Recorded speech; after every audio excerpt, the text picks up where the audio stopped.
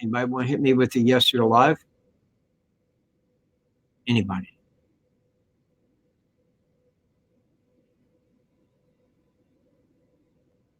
Anyone? Anyone out there that can send me a chat that says, yes, you're alive?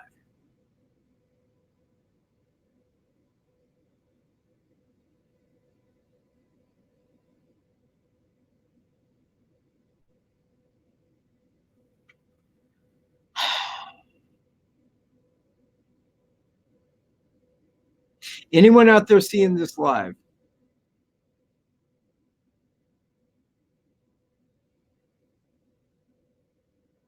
Okay. Thank you, 12 cut.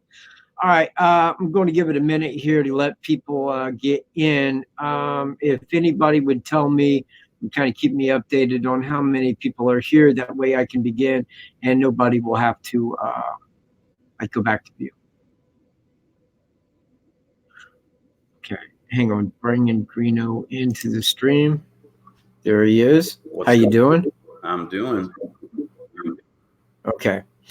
We are live. This is what 12 Cut has told me, that I'm live. So, and you're live as well. All right, cool.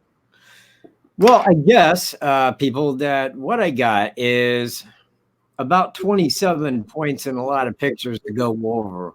Now, at the end of each point, and some of these are rather small points, I will ask for any questions. That way, if you have any questions, you can throw them up over here. I can highlight them on the screen so everybody can see your question, and we can cover each individual question. Okay. All right? Yeah, well, I know you know Greeno. I was telling everybody else. Jeez. Yeah, it's like, oh, yeah, I get it now. Hell, he's the one that showed me this. All right. So how many people are here? It looks like 5. 5? I'll cancel right now, dude. I will not even do this for 5. 5 people. Yeah, it's like, what the hell, man? Last time there was 100 at this time. Yeah, what's going on, man? Is this just not advertised or something? Is everybody lost to go, oh, I didn't get it, man. They get no notification. Or The notification just showed up on my phone just now, right now. It just, as you were saying that, it just came in. Okay, I'm hoping that everybody else is getting the same notification, perhaps. Kind of want to get on with the show. You know what? Give me a quick second. Got to go grab a soda. I got my vape. Got everything else handy. All handy, the like.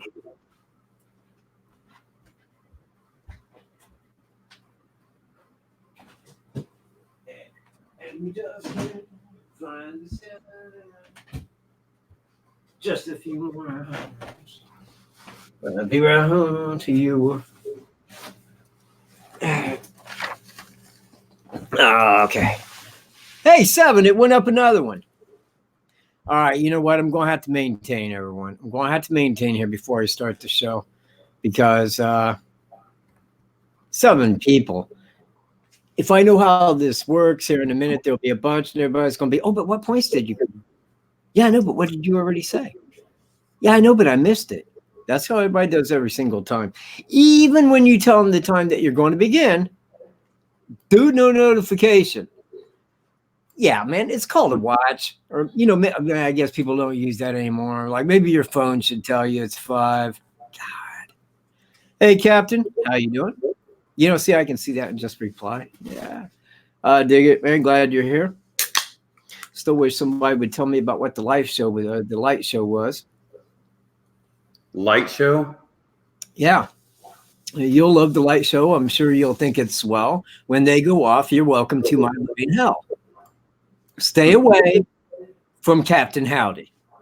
Do you not listen to Twisted Sister? Oh, no. Oh, well, that's your problem right there. That's a big majority problem right there. God, man. Jeez. All right. Hey, if there's anybody out there that's viewing this that wants people to get here, hey, pass it along. Share it because 8 people are here and I'm not worthy on 8. I won't do a show with 8 people. No offense. But hey, man, if there ain't 20-some people, man, there's no starting. It's StreamYard. Okay, but this is how we can run this. But the thing is, without the people being here, I don't want to have to go back over all this again, because this should be every bit of a 2+ hour live stream plus Q&A right after with me and Greeno.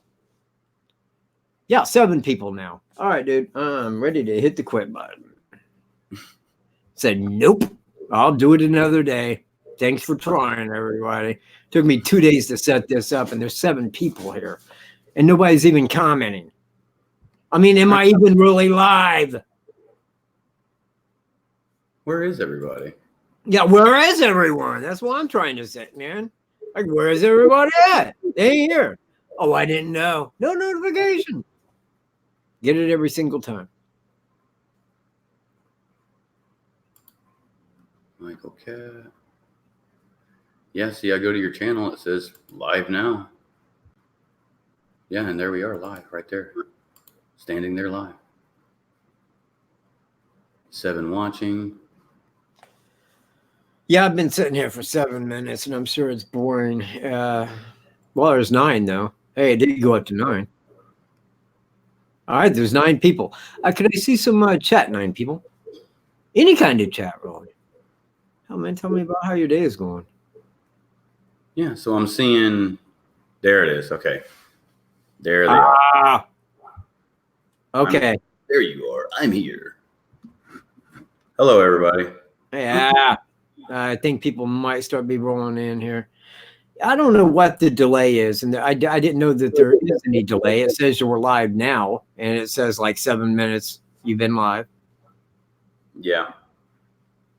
Okay. So I'm sharing it on Facebook so people can see it as well. Okay. Well, Greeno, I'm going to have to lower this so I can go to the pictures. Go ahead. All right. All right. Maintain here, everybody. Oh, shit. Hold on. Okay, that was all set up a minute ago. I don't know how it got taken down.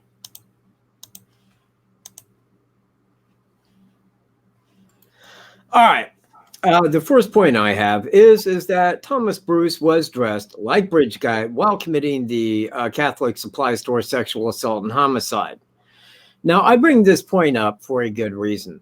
Right after his arrest, and I was looking this up today, Holman had said that Carroll County got information that he was dressed like Bridge Guy. Now, I think that the reason that they understood that he was dressed like Bridge Guy is because his fingerprints came back as the unknowns from Delphi. So that's a point I want to make. He was dressed like Bridge Guy. Point 2. Next photo. Is that Thomas Bruce looks like the sketch. Now look at the sketch right there next to him. The nose, the mustache, the shape of the mustache, the eyes, the hat, because he was wearing that hat, same as he was at the Catholic supply store. 3, Thomas Bruce had never committed a sexual, hold on, had never been caught committing a crime before. And here I have, wait, this is supposed to be video. Why want that video? Why want this video? I added video, man. Well, crap. What do I? Maybe I just got to say what he said. Oh, so, well, what's going on with the investigation here on your behalf? Well, Michael, it's like the man had never committed a crime before. Are you saying that because his DNA don't have it to match in the database? Well, I can't comment on that. And, maybe he has committed a crime before, but we can find no trace of him. Wow, that seems kind of weird, I said. Seems like a person at that age to commit a crime like this would have had priors. Yeah, well, you know what? You got to start somewhere. Well, that was the video. And I'm a little upset. You know that word for word. Pretty much, because I always got to upload it. It's like I got to hear it 10 times just to get it uploaded. All right. So on the next one, 4 or 5. Oh, wait, where in the hell am I?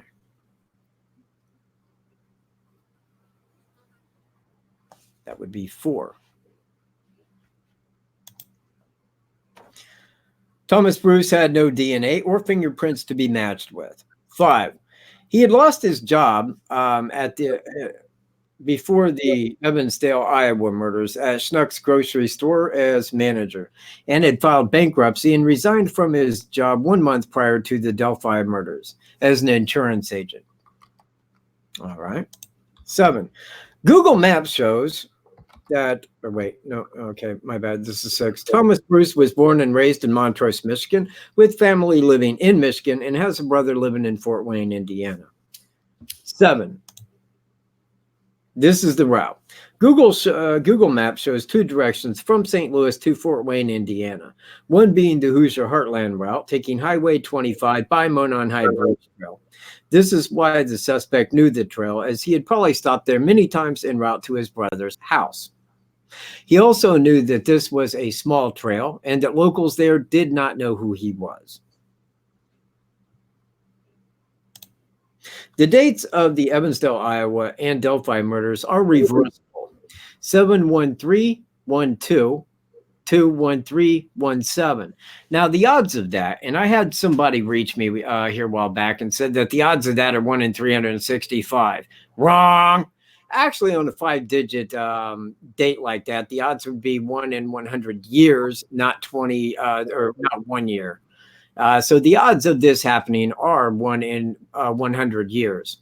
Now, that makes it pretty remarkable that these dates would be reversible. I don't know where to go with reversible dates.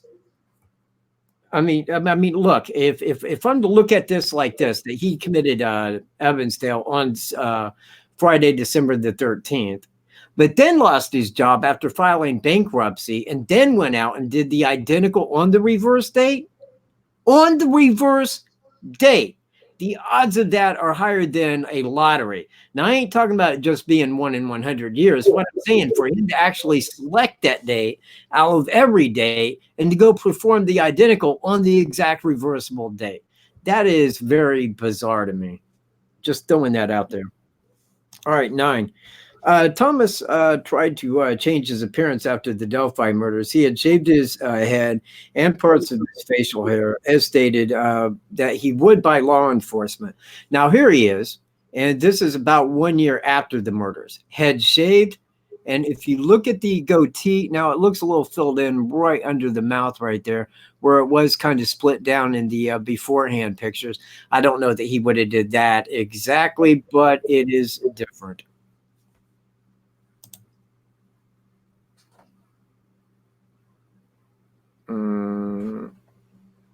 All right. Now that's a picture of him next to the first sketch. God, man, damn.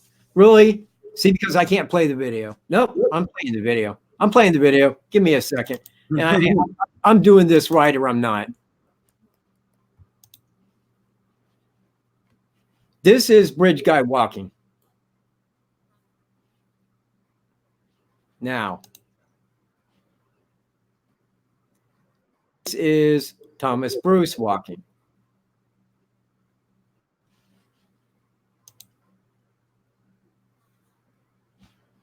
Back to Bridge Guy walking. Hands in pockets. Hands in pockets. Looking down.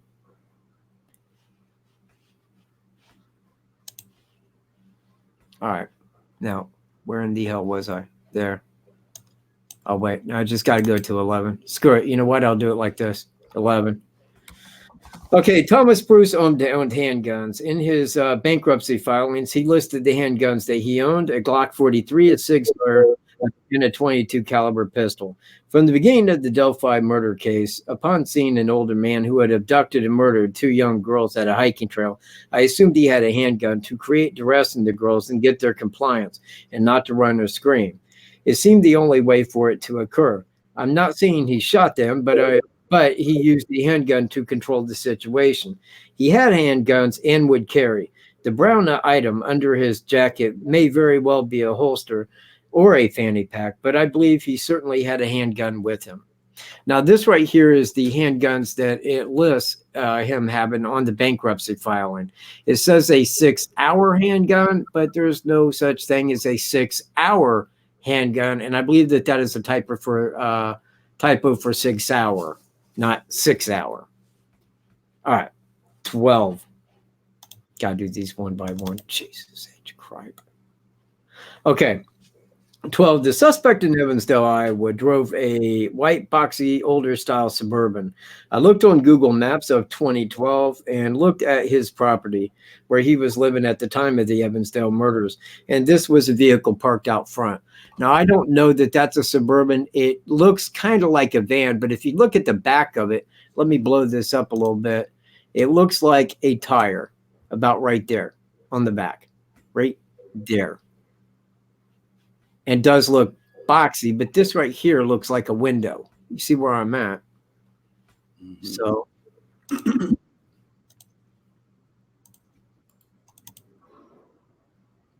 this is another one. Now, this is by his house at the time. This right here. I don't even know what that is. I really don't. At first, I thought it was like a covered boat. Kind of looks like a short bed truck. Yeah, it may be. It may be. And this is another one of the vehicle out front. And it looks like he's got papers, or somebody's got the papers there in the front. Okay.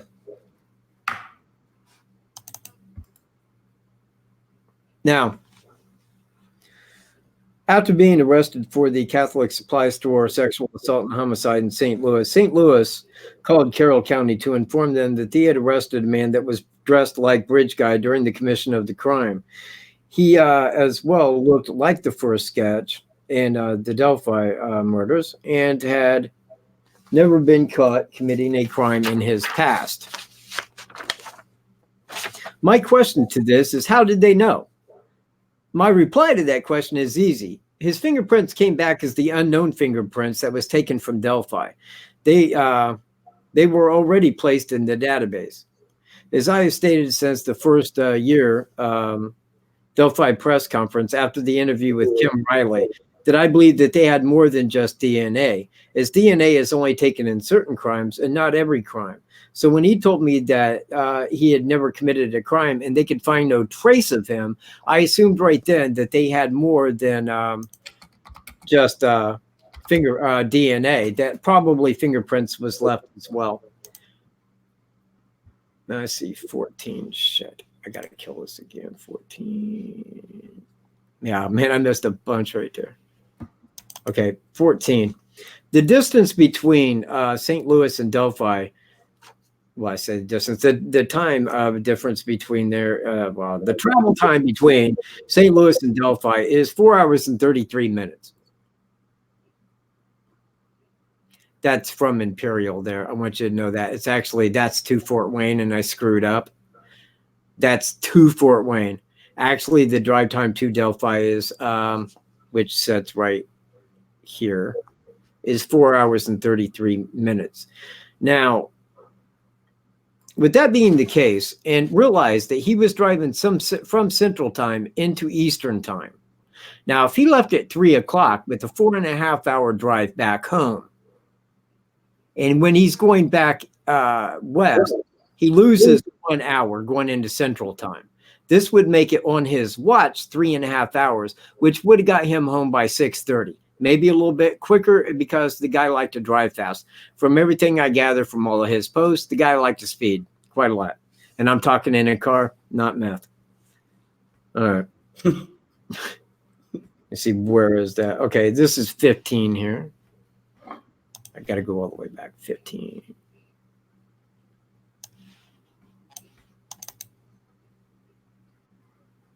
Okay. 15. Oh, see, man, I'm not even taking questions here, and that's what I was going to do. There's really not any questions yet. Thomas Bruce drank alcohol at the traffic stop, which occurred on October 17, 2018, right after Thomas Bruce's birthday. He was pulled over for driving erratically and acting insane. He had pulled in front of a man driving in the drive lane and slammed on his brakes, causing the driver behind him to hit him in the rear. When the Missouri State Trooper was talking with Thomas Bruce, it was quite clear that he was heavily intoxicated.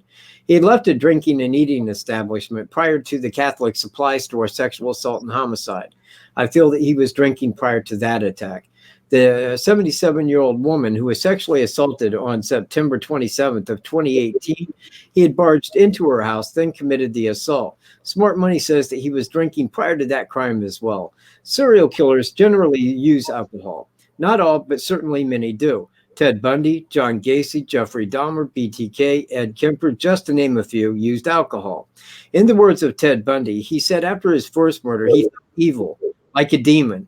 So he drank to live with what he had done. But he said those feelings would come back at a stronger level, and each time he would use alcohol to gather the courage. He needed a drink to live with what he had done. And I feel that this is probably in the same thing as Thomas Bruce did. I mean, everybody that knew him said he was friendly, cheerful, loving, and caring about his wife and friends. It seems a very flip side of a coin from him coming off to everybody being that guy, but yet committing these crimes.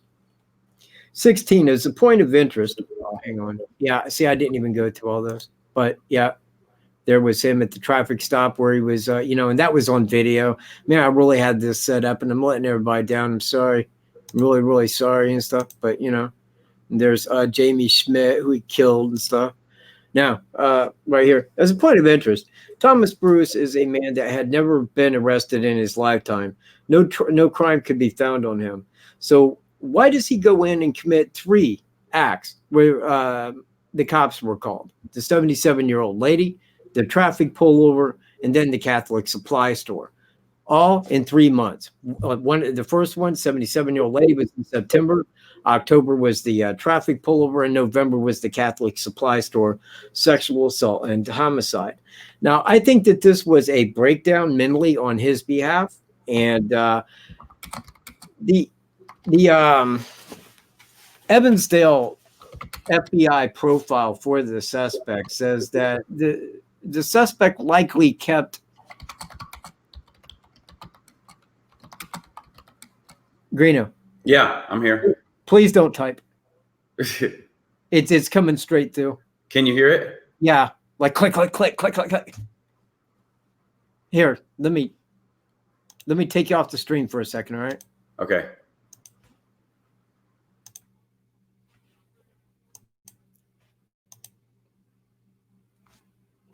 But it said that he would likely be following the crime online. Now, me and Greeno had made a video speaking of CeCe Moore after she had got John D. Miller, who was arrested in Fort Wayne for a 30-year-old cold case from where he had raped and murdered April Tinsley in 1988. It took her 2 months once that she was onto that crime to narrow it down, to take his DNA, find it in the ancestral database, the family, and then build a family tree all the way down to him and his brother, and stated to the police, it's one of these 2 men. They went in the men's garbage, got things out that contained their DNA, did the comparison, and had arrested John D. Miller 2 months after she got involved with the case. So now I think that hitting the news and Logan Sport paper saying that the Carroll County investigators was using the same technology as got John D. Miller, that probably put a wicked scare in him, because this wasn't known when he committed the crimes. It wasn't. It was never heard of, by the public. So when he realized that they could do this, and his family had DNA in the database, and I can tell you that because all of his personal emails began with Scotsman, because they're Scottish. Now, I know that their family tree had been ran, so I would definitely assume that his family had DNA in the ancestral database. So he knew that he was going to be hit, and they was going to come knocking at his door for it. He wanted to go out on his own terms. That's why it didn't matter. That's why these crimes here were committed in his hometown. He didn't care. When he committed this Catholic supply store sexual assault and homicide, he knew he was going to be arrested. He flat knew it. There was no way out for that. I mean, how could he get away with that? It was right there in his town. He was up the road at a drinking establishment, gave a lady his business card. He knew he'd be arrested. So what was the change? I think that it really came down to C.C. Moore and the ancestral database that was catching the cold case. Now, I mean, I give John D. Miller as a prime example, but also the Golden State Killer. And this goes to 17. Yeah. Okay. Right. Yeah. Man. Okay. There's C.C. Moore. And don't she look wonderful? She really does. She really does. She's pretty cute. And there's a picture of DNA just for the reason it was going to look really cool until I got started and the videos weren't showing and stuff. But anyway, let me go to the next one here. Okay, after the arrest of Thomas Bruce for the Catholic supply store homicide and sexual assault, the FBI was there almost immediately to get a sample of his DNA to seek a match in the CODIS system.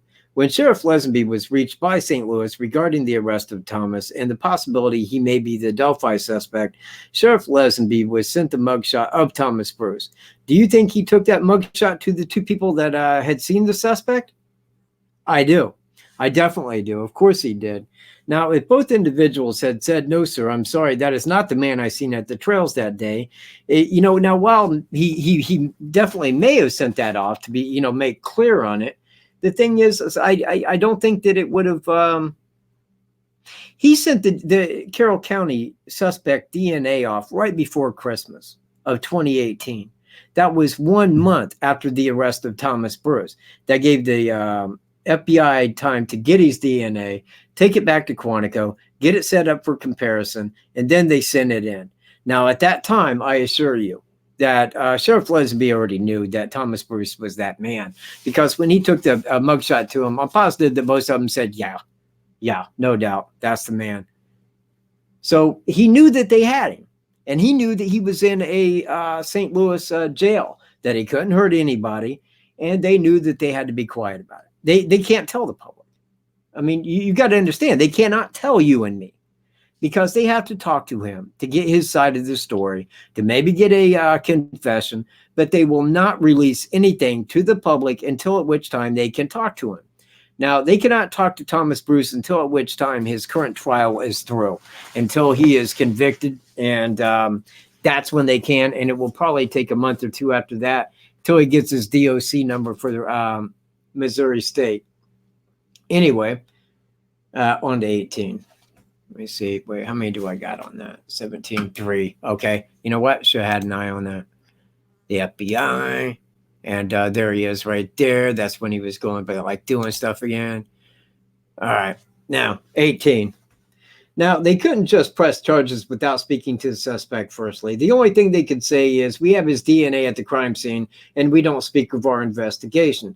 It would have been a very dreary press conference because no questions could be answered by law enforcement. And here's where Delphi briefing comes into play. They can't tell the public nor the media that they have the guy in a jail down there. But hold on.